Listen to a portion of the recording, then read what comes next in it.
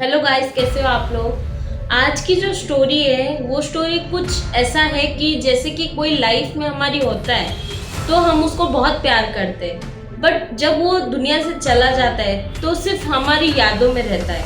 वो कभी हमें रिटर्न प्यार नहीं कर सकता, ना हम उसको कभी पा सकते हैं। आज की जो स्टोरी है वो राहुल की है और उसकी लाइफ में एक ऐसी लड़की थी जो कि बहुत प्यारी थी, बहुत अच्छी थी और बहुत लॉयल थी। उसका नाम था राधिका और उन दोनों की शादी होने वाली थी। उन दोनों का डेट फिक्स हो गया था मैरिज का। घर पे सब लोग खुश थे क्योंकि कुछ ही दिनों में, कुछ 2-3 महीने में शादी होने वाली थी। एंगेजमेंट हो गया था और दोनों बहुत ज़्यादा खुश थे। और राधिका रोज राहुल से बात करती थी नॉर्मली। एक दिन क्या होता है ना, राहुल एकदम से साइलेंट हो जाता है।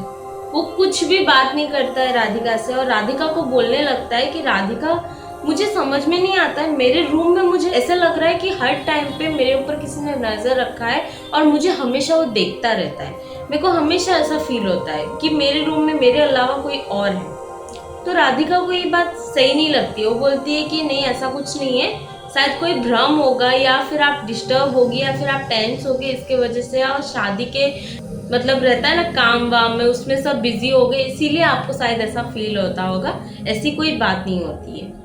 तो राहुल मानता नहीं है। राहुल बोलता है नहीं, मुझे फील हो रहा है, तो मुझे सही नहीं लग रहा है ये चीज़। और वो अपने घर वालों को नहीं बताता है, सिर्फ राधिका को ही शेयर करता है।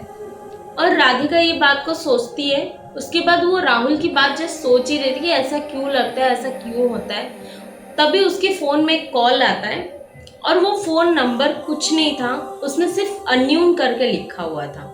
और जब वो कॉल आता है वो तुरंत फ़ोन उठाती है और वो कान में लगाती है। तो उसमें सिर्फ एक ही बात बोला जाता है कि मैं आ गई हूँ, और फ़ोन कट जाता है। तो तुरंत राधिका फ़ोन लगाने लगती है, फ़ोन देखने लगती है कि शायद ऐसा कभी कभी होता है कि ब्लिंक हो जाता है। कभी कभी ऐसा होता है कि हम किसी और को कॉल लगा रहे होंगे और किसी और को लग जाता है और वॉइस कुछ अलग आता है। ऐसा कभी कभी कनेक्शन प्रॉब्लम होता है, कभी कभी नेटवर्क प्रॉब्लम होता है। तो उसको भी लग रहा था कि शायद वैसा ही कुछ होगा, बट उसको जो बात और जो टोन में बात किया वो कुछ सही नहीं लग रहा था। वो चीज़ की वजह से उसको बहुत ज़्यादा मतलब अलग ही फील हो रहा था। तो तुरंत वो फ़ोन नंबर को ढूंढने लगती है, अपनी कॉल हिस्ट्री में जाती है, वो फ़ोन नंबर को ढूंढने लगती है।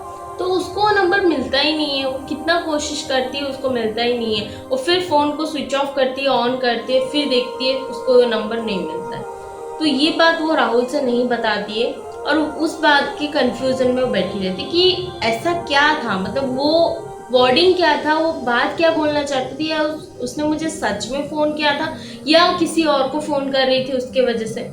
फिर वो छोड़ देती है, बोलती है ठीक है जाने दो, अगर किसी को सच में ऐसा कुछ होता, प्रॉब्लम होता, तो मेरे को वापस से कॉल कर देती, तो बात को छोड़ देती। बट राहुल अभी तक उसको 2 से 3 बार बता चुका है कि मेरे घर पे मुझे ऐसा लगता है कि कोई मुझे देख रहा है, जैसे कोई मेरे ऊपर नज़र रखा हुआ है। तो राधिका बोलती है ठीक है चलेगा, एक काम करो आप ना मुझे आके कहीं बाहर मिलो। तो राहुल बोलता है ठीक है चलेगा, मिलता हूँ। तो वो लोग एक कॉफ़ी शॉप में मिलते हैं और वहाँ पे मिलते हैं। जब राधिका राहुल से मिलती है ना, तब उसको देखते साथ ही ऐसा लगता है जैसे कि राहुल बीमार है। बहुत दिनों से वो बीमार है, वो कुछ खाता पीता नहीं, मतलब बहुत ज़्यादा कमज़ोर हो गया है, बहुत वीक हो गया है, बहुत ज़्यादा। वो पहले से मतलब बहुत हेल्दी था, वो अच्छा खासा दिखता था, बट अभी कुछ अलग ही दिख रहा है और उसके फेस में अलग ही रंग है और उसके आंखें कुछ अलग ही हो गया है। तो राधिका उसको देखती है और बोलती है कि क्या हालत बनाया हुआ है अपना, और उसको चिल्लाने लगती है। बोलती है क्या हुलिया बना के रखा है, कुछ दिनों के बाद शादी है हमारी और ऐसे हुलिया में रहोगे तुम, और क्या हो गया है तुम्हें, कुछ बात नहीं कर रहे हो, कुछ कुछ बोल भी नहीं रहे हो, क्या हो गया है।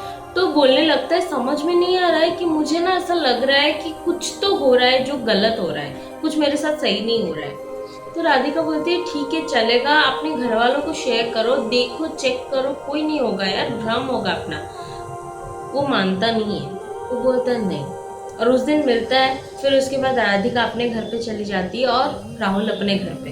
बट राहुल को ये बात खटकती है कि राधिका उसकी बात को ट्रस्ट करने के लिए रेडी नहीं है। और राधिका इस टेंशन में है कि राहुल को क्या हो गया है, क्योंकि कुछ ही दिनों में शादी है और उसकी हालत ऐसी हो गई है जैसे कि वो कुछ खाता पीता नहीं है, जैसे कि कुछ हो गया है उसको। दोनों अपने अपने टेंशन में बैठे हुए थे। फिर राधिका एक टाइम पे कोशिश करती है, सोचती है कि मैं जाऊँ उसके घर पे, एक बार उसको मिल के आऊँ और उसको देख के आऊँ कि सच में ऐसा कुछ है या क्या, फिर क्या चल रहा है। तो राधिका एक दिन घर से निकलती है, अपने अपने घर पे बता के जाती है कि मैं राहुल के घर पे जाके आती हूँ, और वो राहुल के घर पे आती है। जैसे वो घर पे आती है, उसकी माँ बाप से मिलती है, सबसे देख के खुशी से मिलती है, सब लोग उससे मिलते हैं। उसके बाद वो राहुल के बेडरूम में जाती है।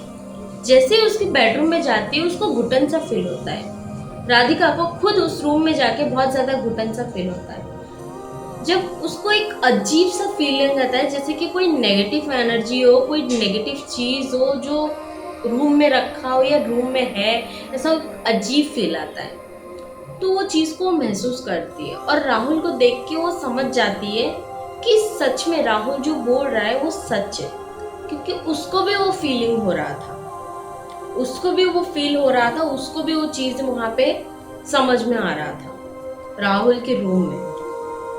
तो सारी चीज़ें देखती है, उसके बाद वो राहुल को बोलती है कि मैं आपकी बात को सच मानती हूँ कि सच में आपके रूम में ऐसा लग रहा है कि कोई तो है, कुछ तो है, एक अलग ही एनर्जी है।